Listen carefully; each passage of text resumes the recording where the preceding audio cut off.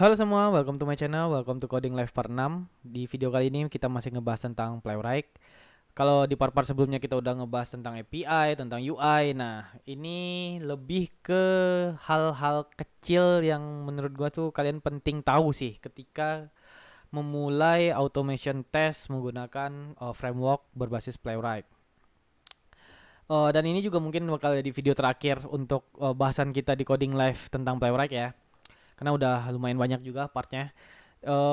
Kalau misalnya kalian ada pertanyaan-pertanyaan tentang hal yang mungkin belum gua bahas di dalam video ini ataupun video-video sebelumnya, kalian bisa langsung aja tulis di kolom komentar. Nanti bakal akan gua balas sesuai kemampuan gua. Nah, yang pertama tuh kita bakal ngebahas yang namanya tuh hook di dalam Playwright. Hook itu apa sih? Jadi kalau misalnya kalian familiar dengan framework-framework lain, eh, kayak misalnya tes NG atau di Catalan mungkin, eh, pasti ada yang nama itu step untuk, kayak kalau di tes NG itu gue ingat before all, bukan before all, before shoot, before class, after shoot, after class, after method, before annotation gitulah intinya ya. Kalau di tes NG, jadi intinya sih maksudnya sebelum tes itu jalan atau sebelum method itu jalan, kalau di tes NG nih, dia bakal ngejalanin sebuah step dulu nih.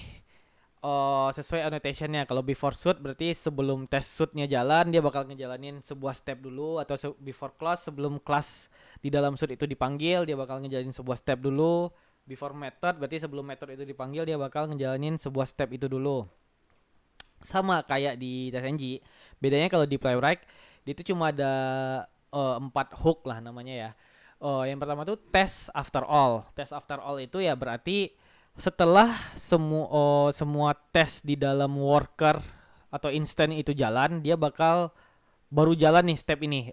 Jadi kalau di Playwright itu perbedaannya adalah karena dia paralel, satu browser itu disebut dengan satu instance atau satu worker.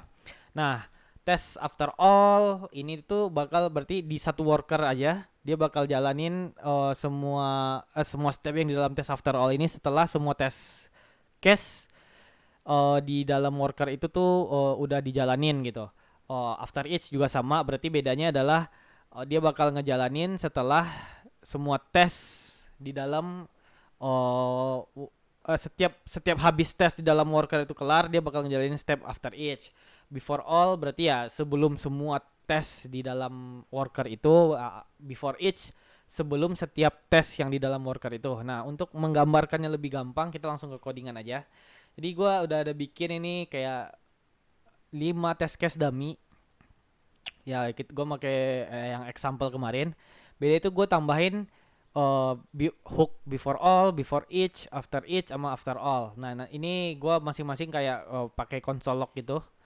Di sini gue bakal ngejalanin ya. Kalian bisa lihat di bawah ini. Ini kebetulan karena Playwright-nya tuh menganggap ini tesnya super simple.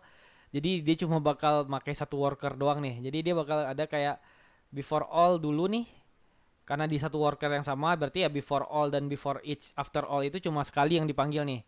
Before all dulu, habis itu before each, tes pertama kelar, after each tes pertama berarti ya after tes pertama, terus before each sebelum tes kedua, after tes kedua, before each tes ketiga, tes keempat, dan tes kelima, dan selanjutnya gitu, baru after all.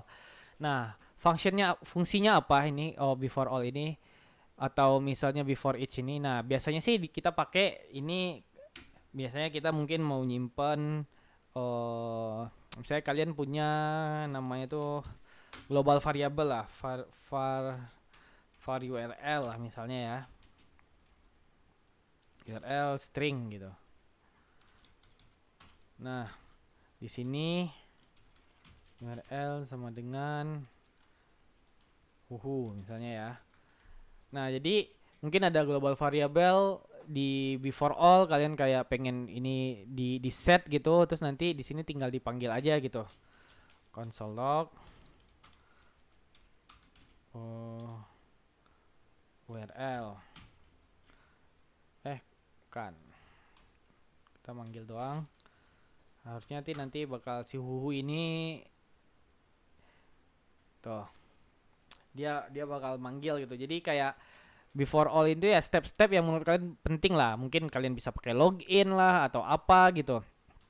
Before each juga mungkin ada step-step login. Nah, after each mungkin kalau kalian kayak implementasi dengan test case management, after each setiap kelar tes kalian bakal update resultnya gitu. After all ini mungkin untuk data clean up doang ya, itu tuh bebas lah nanti kalian mau pakainya gimana. Habis itu kita mau ngebahas yang namanya itu describe. Nah, describe ini apa? Describe itu adalah sebuah fitur ya atau apa ya istilahnya, kalau di Playwright ini hook juga kali ya istilahnya. Eh, Sebuah function atau method lah, apapun lah yang kalian sebut nanti, yang dipakai untuk ngegroup sebuah beberapa tes jadi satu grup. Misal gua bikin yang namanya itu test.describe. Nah, title-nya apa? Ini mungkin anggaplah test suite 1 gitu misalnya ya. Callback-nya ya ini async function, async arrow function. Nah, ini delete aja. Nah, tinggal dimasukin aja nih. Misalnya test suite 1 gue pengen ntar gue bikin dulu aja. Ini. Nah, test suite 2, test suite 3. Ini masukin ke sini. Ini masukin ke sini. Nah, sisanya ke dalam yang ketiga. Sisanya ke sini. Ini sama aja. Dia tetap bakal ngejalanin satu-satu juga karena ini satu worker doang. Tapi bedanya adalah kalau misalnya kalian nggak pakai test describe ini ya, misalnya kalian pengen kayak di test case kalian atau mungkin di CI kalian atau di Jenkins atau dimanapun lah nanti untuk kalian men-triggernya, kalian pengen kayak punya capabilities ngejalanin per grouping test ini nih. Misalnya gue pengen di suatu waktu pengen cuma ngejalanin tes suit 3 doang nih, yang isinya adalah tes 6, tes 3, dan tes 4 ini nih. Ya gue tinggal simply bikin gini doang di command line-nya. Min G, nama test describe-nya, nama di test suite-nya, nama grupnya gitu. Udah dijalanin. Dia bakal ngejalanin si 3 tes ini. Nah, ini gunanya apa sih nanti? Biasanya sih kalau gue pribadi makainya itu kayak gue ngegrouping test case itu berdasarkan test suite. Jadi misalnya ada 100 test case lah misalnya ya.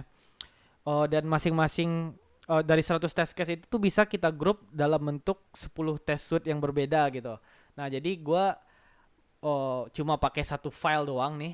File ini tuh gua anggap kayak test suite collection. Kalau di Catalan tuh ada yang namanya test suite collection juga kalau kalian tahu gitu. Nah, si describe inilah yang menjadi nama test suite gua.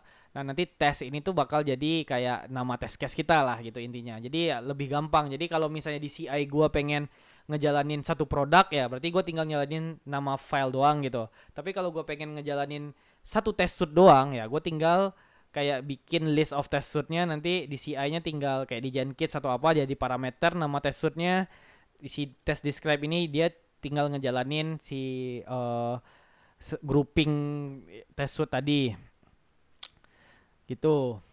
Itu yang tentang describe. Terus juga extend. Nah, extend ini ya bisa dibaca aja, nggak terlalu gua pribadi nggak terlalu make. Test file ini adalah kalau kita ini lebih ya untuk dokumentasi doang sih. Kayak kita nge-mark tes ini tuh pasti fail lah intinya. Fix me ya berarti kita butuh untuk dijalanin marking doang lah intinya sih ini ya.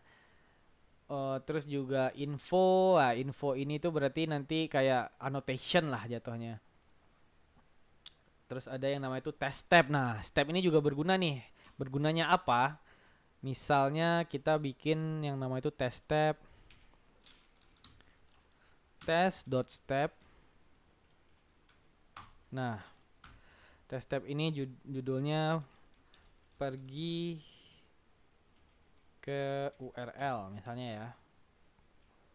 Body-nya ya ini langsung aja. Nah, gini.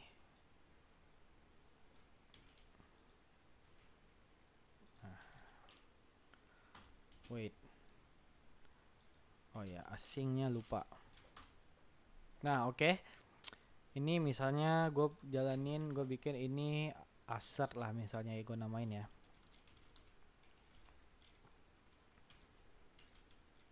Assert. Ini kita masukin aja semuanya. Nah, gunanya apa sih? Nah, gunanya adalah kalau misalnya kita buka reportnya, Open Integrated Reference Explorer. Nah, di sini kalian bisa lihat ini API test get gua coba jalanin dulu yang ini ya, tes 2 lah misalnya ya.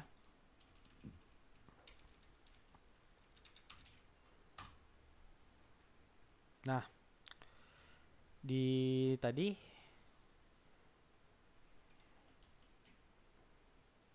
responnya nggak ke create, bentar. Kayaknya di config-nya gua nggak iniin responnya adalah npx playwright test.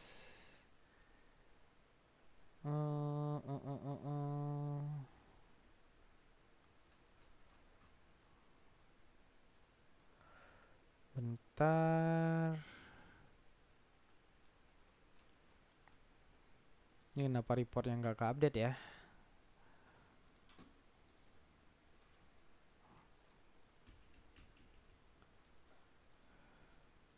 Ya, terakhir cuma API doang. Karena ya intinya sih untuk reporting ya. Misalnya gue pakai tes 2 ini HTML-nya kenapa? Bentar ya, kita cek dulu. Ini kita debug dulu apa yang gue ubah-ubah ini kemarin. Proses CI workernya ini apakah ini kah salah? Ini coba di komen apakah dia bakal nge-create.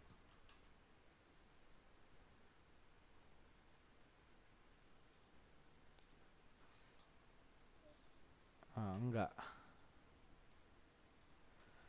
Dia tidak ngebikin, guys. Ini kita delete dulu aja kali. Nah, kita jalanin lagi.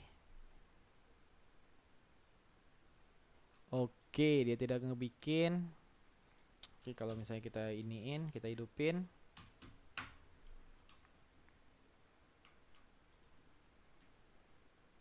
Define config, default, export. Ya, ini harusnya udah jalan sih. Oke, kita pakai ini aja biar gampang. Kita pakai yang ini di test script, di example. Kita jalanin tadi yang tes 6 ya misalnya ya. Nah, ini udah jalan. Nah, reportnya kebikin. Nah, di tes 6 ini gua nggak pakai test step ya. Dia tuh cuma langsung kayak bikin page go to locator. Nah, ini agak susah kan. Bukan susah sih, tapi lebih kayak nggak rapi gitulah jatuhnya karena ini benar-benar per step yang muncul di reportnya.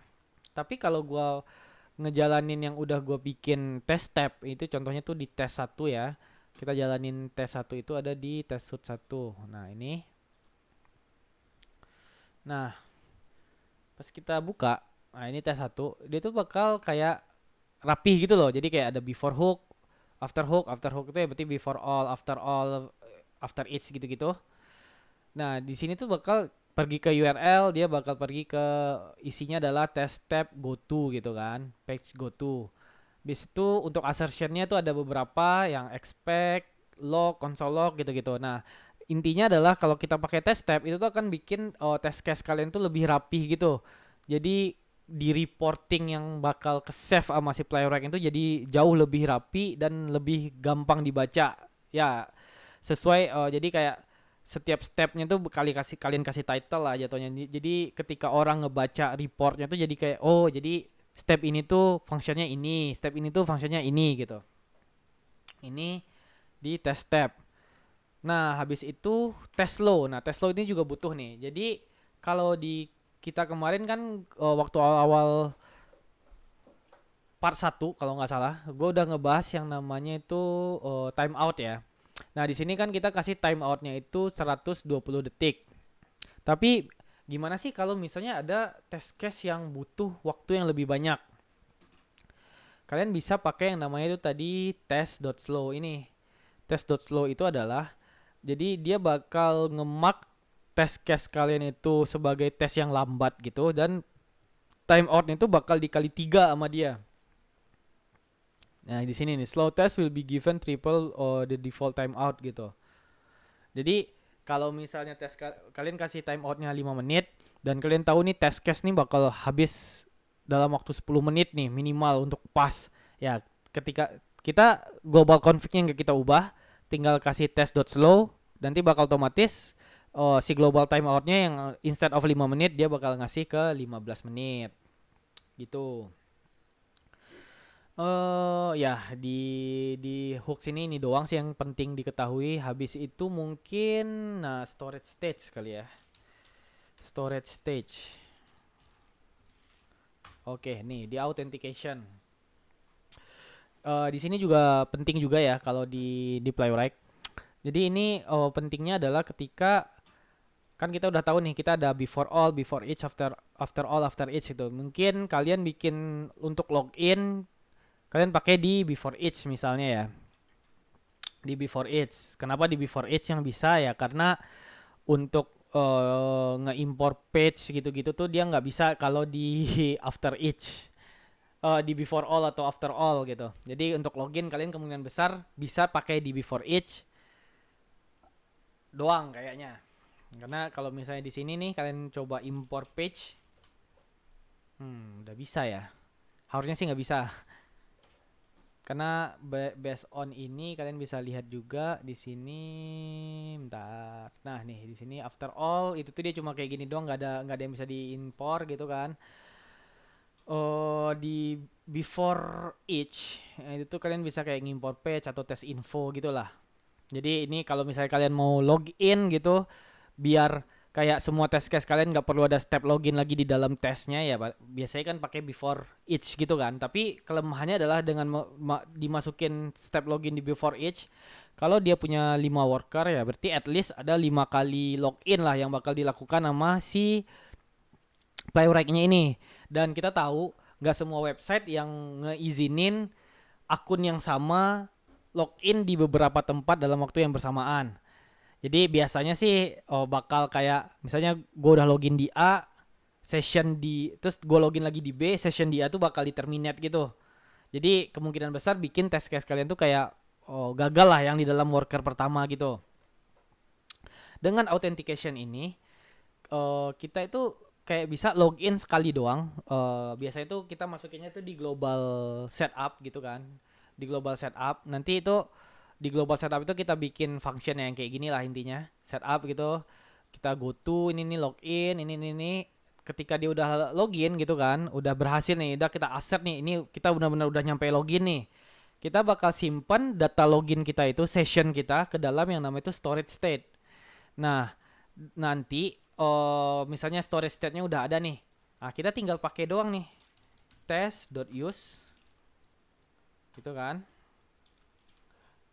Kita bisa panggil storage state. Bentar. Storage state itu dipanggilnya di ya benar. Gue lupa di sini. Nah, kalian bisa panggil storage stage. Nah, ini nama filenya lah misalnya. Jadi anggaplah kita punya function global gitu, global setup. Nanti global setup itu bisa kita setting juga di config. Misalnya apa ya? Gua bikin ini aja. Gua bikin file baru misalnya global setup.ts ini. Terus di config-nya gua bakal tambahin global setup itu tuh path-nya adalah si global setup.ts gitu ya. Ini path-nya. Nanti ini mungkin fungsinya kalian bikin sendiri aja gimana terserah kalian. Nah, intinya sih misalnya kayak gini ya. Ini kita impor aja lah. Misalnya ini kita kopas gitu. Ini kita kopas. Kita export sih harusnya ya. Bentar. Global setup itu iya benar, kita harus ada ekspor dulu. Ini kita ekspor lah intinya. Bentar. Di sini salah karena ini kita harus nyimpan dalam bentuk Ya ya intinya kalian bisa googling aja ya cara bikin global setupnya, karena kita cuma ngebahas doang ini. Nah intinya sih nanti, oh di sini anggaplah dia udah kelar nih login, dia kan bakal nyimpan sebuah storage state itu ke dalam file ini nih, playwright slash dot out slash user dot json ya. Nah nanti kita tinggal panggil aja nih si ini. Ah di sini nih, bentar. Nah dia panggil di sini. Nanti bakal otomatis semua test case kalian itu bakal ngambil menggunakan session yang kita simpan di dalam storage state ini. Jadi jatuhnya kalian nggak bakal perlu login lagi nih di before each, after each, ini pure bener-bener sekali doang bakal jalan gitu di dalam si storage stage ini, di dalam test case kalian. Dan ini juga bisa, ini kan kalau di contohnya tuh dia pakai UI ya. Nah, kalian juga bisa mungkin pakai step-step API ditulis di sini. Nah, mungkin ditambahin aja request gitu kan, request. Nah, terus kalian panggil lah, mungkin anggap aja ini untuk login ya.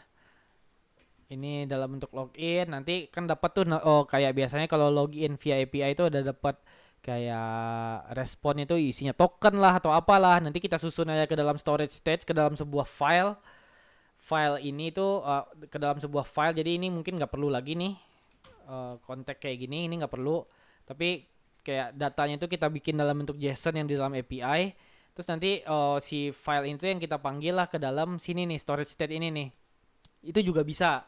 Itu lebih advance sih biasanya, dan ini sangat memudahkan kita. Jadi instead of kita kayak ngulang-ulang step-step login di setiap tes atau setiap awal-awal apa di before each gitu. Nah, jadi ini pure benar-benar loginnya itu cuma jalan sekali doang. Dan ini bakal menghindari flaky test gara-gara session itu ke terminate gara-gara si login itu jadi di banyak tempat gitu. Habis ini apalagi ya, paling ya kalau kalian mau baca-baca lagi, ini kan kalau di, nah di sini kan kalian lihat ini kita benar-benar kayak random aja ya, pure the test gini. Tesnya tuh nggak ada hubungannya, nggak rapi gitu lah, kayak misalnya oh page-nya itu apa gitu kan, scatter gitu lah, dan nama-nama elemennya itu locatornya itu nggak kita simpan di tempat yang sama gitu lah, apa nggak di tempat yang centralized gitu. Jadi kalau misalnya tiba-tiba test case kalian error gitu, ngegantinya harus satu-satu per test case kan. Nah, biasanya ketika kita ngebikin sebuah automation framework atau repo lah, untuk repository automation test kita nih, untuk misalnya di kalian gitu kan, atau apa di kantor kalian misalnya, kita tuh biasanya pakai yang namanya itu pack object model. Nah, pack object model tuh sistemnya tuh kayak eh per foldering itu lebih rapi aja lah intinya. Intinya tuh kayak contohnya misal test script ini itu ya isinya tuh ya ini benar nih test script kita nih, tapi instead of di luar kayak gini doang, mungkin kita tambahin lagi folder lah, misalnya ini page-nya, page. Habis page di sini mungkin baru ada folder uh, test case gitu ya misalnya. Nah, test case, semua yang berhubungan dengan test case bakal masuk ke dalam, apa yang berhubungan dengan test script gitu bakal masuk ke test case. Pages ini adalah nanti kayak kita bikin kelas baru yang isinya adalah function-function di page itu. Contoh page itu misalnya kita buka di Playwright ini nih. Ini homepage lah kita anggap ya. Terus nanti di sini doc intro ya, berarti ini halaman doc gitu. Ini halaman doc apa page intro misalnya. Terus nanti halaman API, atau mungkin kayak halaman doc isinya ada intro, ada API, terus ada community itu halaman community. Nah, jadi ini tergantung kalian aja sih gimana cara kalian ngebikin repository kalian itu lebih rapi dan enak juga lah dibaca sama tim-tim kalian gitu. Ya itu aja sih paling.